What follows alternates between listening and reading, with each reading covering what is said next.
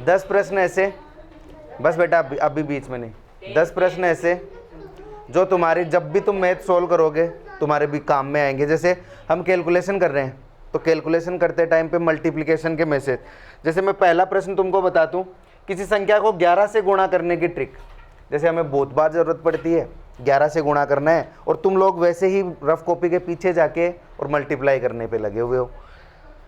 जैसे मैं एग्जांपल दूं, फर्स्ट वाला 4 5 3 2, इसको मल्टीप्लाई करना है 11 से। स्टेप मैंने लिखी है, ये PDF आप लोगों को मिल जाएगी, मैं दे दूंगा, प्रिंट आउट निकलवा लेना। कि ना देखो, जैसे मैंने पहले भी बताया तुमको 4 5 3 2 है, अगर मैं इसके किनारों के अंकों को वैसा का वैसा लिख दूं, जैसे स्टार्टिंग में 4 है लास्ट में 2 है, तो मैंने वैसा का वैसा लिख दिया 4 और 2 को। बीच वाले देखो, बीच के अंकों को आपस में जोड़ देना, जैसे मैंने 4 और 5 को जोड़ दिया 9 आया, 5 और 3 को जोड़ दिया तो 8 आया, और 3 और 2 को जोड़ दिया तो 5 आया। देखो 9 8 5 आया, इनको मैंने बीच में लिख दिया 9 8 5। जब भी मल्टीप्लाई करो ना 11 से, जैसे मैं तुमको एग्जांपल में फिर से नए तरीके से दिखा रहा हूँ, इसको 4 5 3 2 को मल्टीप्लाई करना है 11 से, तो स्टार्टिंग वाले और लास्ट वाले को वैसा का वैसा लिख लो। ठीक, अब इनको जोड़ते जाओ, 3 और 2 5, 5 और 3 8, 5 और 4 9, इतना आएगा। तुमको वो जरूरत ही नहीं है कि पहले तुम इसको लिखो फिर इसको ऐसे लिखो फिर ऐसे गुणा करने पे लग रहे हो, उसकी जरूरत नहीं है। लास्ट वाले दोनों अंकों को जोड़ देना है, लास्ट वाले दोनों, स्टार्टिंग और लास्ट वाले को वैसा का वैसा ही लिखना है और बीच वालों को जोड़ते चले जाना है। पहला हमारा प्रश्न हुआ कैसा, 11 से गुणा करने की ट्रिक। दूसरा हम देखते हैं, दूसरा प्रश्न देखना, जिन संख्याओं के अंत में 5 हो उनका स्क्वायर कैसे करते हैं। जैसे 25 का 25 का तुमको पता है 625 होता है, 5 का तुमको पता है 25 होता है, 15 का तुमको पता है 225 होता है, लेकिन मैं और दूसरे नंबर जो भी, जैसे 85 आ गया, अब इसका स्क्वायर कैसे करेंगे, गुणा करके देखना। गुणा करके वो लोग देखते हैं जो बेवकूफ़ होते हैं, ठीक है, जो पीछे रफ कॉपी अपनी कॉपी भरे हुए रखते हैं ना, रफ वाला पेज, वो नहीं करना है। अंतिम अंक 5 का वर्ग अंत में लिखे, जैसे लास्ट वाला 5 आएगा तो लास्ट में तो हमेशा 25 ही आएगा। ये भी याद रखना कि जब तुम लोग 5 से मल्टीप्लाई कर रहे हो तो लास्ट में तो 25 ही आना है, तो पहले अंक को उसकी अगली संख्या से गुणा करें। जैसे ये 85 है, 85 है, लास्ट वाला का तो तुमको पता है 25, ऐसे कैसा लिख देना है। 8 है, 8 की अगली संख्या कौन सी होती है 9, तो वो कितना आता है 72, तो मैंने लिख दिया 72। दोनों अंकों को एक साथ लिख दो, ये लो 72। चाहे मैं तुमको 95 से कर दूं, चाहे मैं तुमको 75, जैसे अगला एग्जांपल लूं, 35 का स्क्वायर करो, तो 35 का स्क्वायर क्या, 5 का स्क्वायर तो 25, और 3 के अगला नंबर कौन सा है 4, 4 3 जा, तो ये आ गया आंसर कितना 1225। दोनों ट्रिक याद हो गई, 11 वाली और लास्ट में 5 हो वो वाली। अगला देखेंगे, अच्छा बहुत सारे कंपैरिजन वाले सवाल, बेटा तुम्हारे भी आएंगे कंपैरिजन वाले सवाल, है ना। जैसे और अगर मैं बड़ी क्लास में देखूँ वो तो पता ही है, छोटी क्लास में भी बहुत ज़्यादा काम आते हैं। जैसे मैंने दो फ्रैक्शन दे दी तुमको, यहीं जो लिखा हुआ है वही दे देता हूँ मैं, 5/7 और 7/9, दोनों में से बड़ा कौन सा है। जो हमारी बेसिक ट्रिक है उसके हिसाब से तो हमें क्या करना होता है जी, पहले डिनोमिनेटर्स को सेम करना होता है, अंश हर। जैसे मैं क्या करूँगा, इसको 7 से गुणा करूँगा और इसको 9 से गुणा करूँगा। अगर इसको भी 9 से किया है तो इसको भी 9 से करना पड़ेगा, इसको 7 से किया है तो इसको भी 7 से। लंबी प्रोसेस नहीं हो रही है क्यों भाई, 7 को 9 से गुणा करना पड़ेगा, 9 को 7 से गुणा करने पड़ेगा, ऊपर वालों को गुणा करना। हमसे आंसर पूछा है क्या उसने, हमसे क्या पूछा है उसने, बड़ा कौन सा छोटा कौन सा। तो इसकी सबसे अच्छी ट्रिक क्या है, देखो तिरछा गुणा कर लो, क्रॉस मल्टीप्लाई कर लो। दिखाना नहीं है आंसर, दिखाना नहीं है, हमें तो पूछा है ना अगले ने कौन सा बड़ा है कौन सा छोटा, तो मैं क्या कर लूँगा, तिरछा गुणा कर लूँगा। पहली भिन्न, जैसे फर्स्ट वाली है इसके लिए देखूंगा तो ये हो जाएगा 5 को 9 से मल्टीप्लाई कर दूंगा, तो 5 को 9 से मल्टीप्लाई कर दो। और इसके लिए क्या देखूंगा, 7 को 7 से मल्टीप्लाई कर दो, तो ये 45 आ गया। ये कौन बड़ा आया जी 49, तो बड़ा कौन हो जाएगा ये। अरे ये तो मैं लिख के देख रहा हूँ, तुम्हें तो लिखने की भी जरूरत नहीं पड़ेगी। क्या करना है, 5 को 9 से मल्टीप्लाई किया 45, 7 को 7 से किया 49, 49 वाला बड़ा है, तो ये रहा सबसे बड़ी भिन्न कौन सी आ जाएगी दोनों में से, 49 वाली, 7/9 वाली। समझ रहे हो क्या? 3 तरीके समझे अब तक। 11 से गुणा करने वाला, मैं बहुत सारे एग्जाम्पल्स इसलिए नहीं दे रहा हूँ कि वीडियो बड़ा हो जाएगा, तो मैं एक एक एग्जाम्पल तुम्हें समझा रहा हूँ। ये पूरी PDF तुमको दे दूंगा, उसके हिसाब से अपने मन से जो भी एग्जाम्पल बनाना है ना तुम्हें, वो बनाना और करना। जैसे अगला देखना, अगला प्रश्न एलजेब्रा। अच्छा ये तो सूत्र है, बहुत बार तुम जब एलजेब्रा करोगे तो तुमको 1 की वैल्यू दे देगा और स्क्वायर वाले की पूछ लेगा। जैसे ये प्रश्न जब भी आ जाए ना तुम्हारे प्रश्न में, x + 1/x = 4 है, तो तुमको निकालना क्या है, x² + 1/x² बराबर कितना आएगा, ये निकालना है। तो तुम्हारा जो नॉर्मल दिमाग है, बेसिक वाला दिमाग है, वो क्या कहता है जी, एलसीएम ले लो। एलसीएम आ जाएगा x² + 1 = 4, क्रॉस मल्टीप्लाई करोगे 4x हो जाएगा। ऐसे करके पूरा सोल्व करोगे। लेकिन वही बात, जहाँ ज़रूरत नहीं है वहाँ मैं सोल्व करूँगा क्यों भाई? देखो इसके लिए क्या है, सीधा ये फॉर्मूला लगाना है, a² - 2। अगर इसकी वैल्यू निकाल ली है ना, तो इसका फॉर्मूला याद कर लोगे, अभी रट लोगे, a² - 2। a बराबर क्या हो गया जी, 4। कैसे देखना, यहाँ रहा, इसकी वैल्यू जो होती है ना, इसको a मानना है हमें, तो इसमें इसका स्क्वायर करके 2 माइनस कर देना है। तो जैसे मैंने 4 का स्क्वायर किया, उसमें से 2 माइनस किया, तो कितना आया जी, 14 आंसर आ गया। नहीं समझे क्या मेरी बात? मैं क्या समझाना चाहता हूँ देखना। अगर मैंने तुमको एक प्रश्न दे दिया, x + 1/x = 17, बड़ा प्रश्न दे दिया, और मैंने तुमसे पूछ लिया कि x² + 1/x² बराबर कितना होगा, ये पूछ लिया मैंने आपसे। तुमको कुछ नहीं करना है, कैलकुलेशन में फंसना ही नहीं है। इसका स्क्वायर करो, बोलो फटाफट, 17 का स्क्वायर कितना होता है? इसका स्क्वायर करो, माइनस कर दो उसमें से 2, बस यही तुम्हारा आंसर हो गया। अभी तक तुम लोगों ने स्क्वायर्स भी याद नहीं कर रखे हैं, अभी तक आवाज़ नहीं आई तुम्हारी 17 का स्क्वायर कितना होता है? हाँ, 289। तो 289 में से सिंपली 2 माइनस कर दो, वही तुम्हारा आंसर आ जाएगा इसका। x² + 1/x² का आंसर कितना आ जाएगा? 287। समझ गए हो क्या? कौन सा प्रश्न रहा अपना? 4th question. चौथा प्रश्न देख लिया, 4 ट्रिक सीखे अब तक। 5वीं में चलते हैं। देखो जी, 5वां, किसी वस्तु की कीमत पहले 20% बढ़ाई और फिर 20% घटा दी।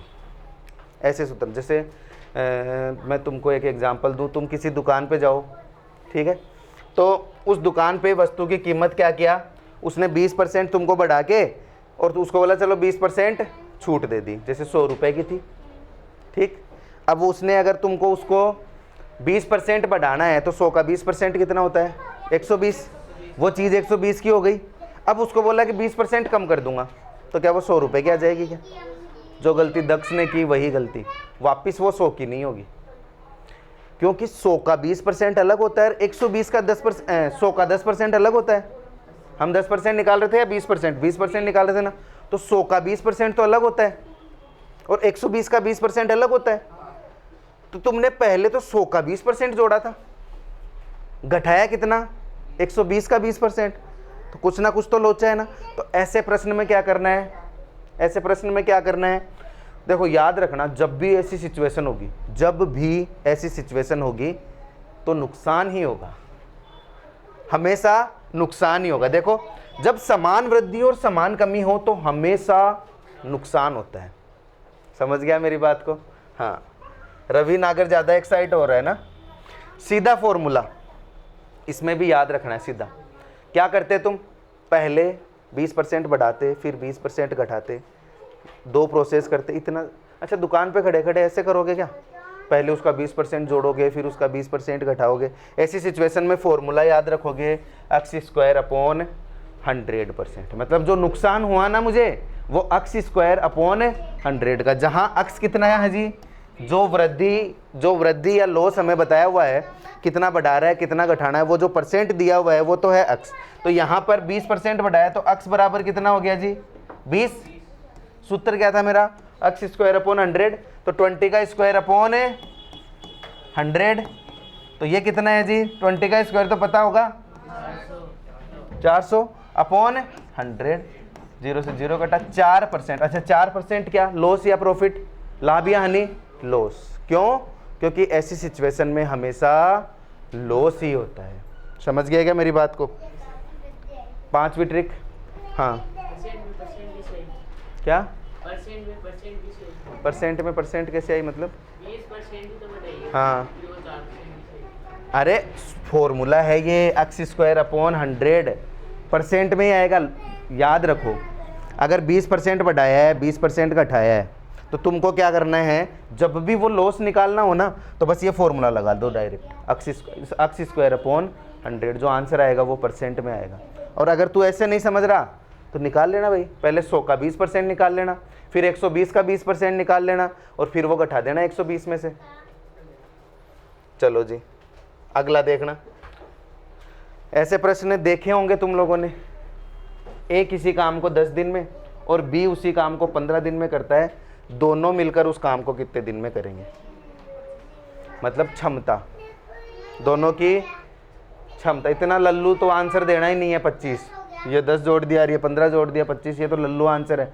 मैं ये बोल रहा हूँ देख, एक इसी काम को 10 दिन में, मतलब पूरा काम, मटके वाले एक बार छोड़ वहाँ से नहीं, इसी पे आ वापिस। एक इसी काम को 10 दिन में, एक ही काम है, मटके भरने वाला नहीं है, एक ही काम है पूरा, तुझे तो लग रहे हैं 10 दिन उसको करने में, ठीक। और ये है छाछ राबड़ी पी के आता है, धीरे धीरे काम करता है, तो इसको 15 दिन लगते हैं, है ना। लेकिन वो काम जब तुम दोनों मिलके कर रहे हो तो ऑब्वियस सी बात है, ना 10 दिन लगेंगे ना 15 दिन लगेंगे, कम लगेंगे थोड़े, क्योंकि दोनों मिलके कर रहे हो, दोनों मिलके कर रहे हो तो काम में टाइम कम लगेगा। तो दोनों मिलकर कितने दिन में करेंगे, इसके लिए भी सीधा फॉर्मूला है, वो क्या है, a into B upon A plus B. लोग उलझ जाते हैं कार्य क्षमता निकालने के लिए, कार्य क्षमता निकालेंगे फिर उनको एक साथ में करेंगे, वैसे नहीं करना है, तुमको सीधा क्या करना है, a into B upon A plus B. अच्छा a 10 दिन में कर रहा है, b 15 दिन में कर रहा है, a 10 दिन में कर रहा है और प्लस b 15 दिन में कर रहा है, तो आंसर क्या आया 25, 150, 150 अपॉन 15। अच्छा मैं मल्टीप्लाई गलत कर दिया क्या, 25, तो 25 आएगा तो 6 आंसर आ जाएगा, 25 6 150। समझ गए क्या बेटा, थोड़ी सी देर है ना। हाँ अगली ट्रिक देखते हैं, 100 के करीब की संख्याओं को गुणा करना, मतलब 96 को 97 से गुणा करना है, तो गुणा करने पे लगे हुए हो तुम लोग। अगर बचपन में तुमने देखी होगी वैदिक मैथ पढ़ी होगी, थोड़ी बहुत पढ़ी है वैदिक मैथ, नहीं आई वैदिक मैथ तुम्हारे, ऐसा तो हो ही नहीं सकता, वैदिक अब आएगी, है ना।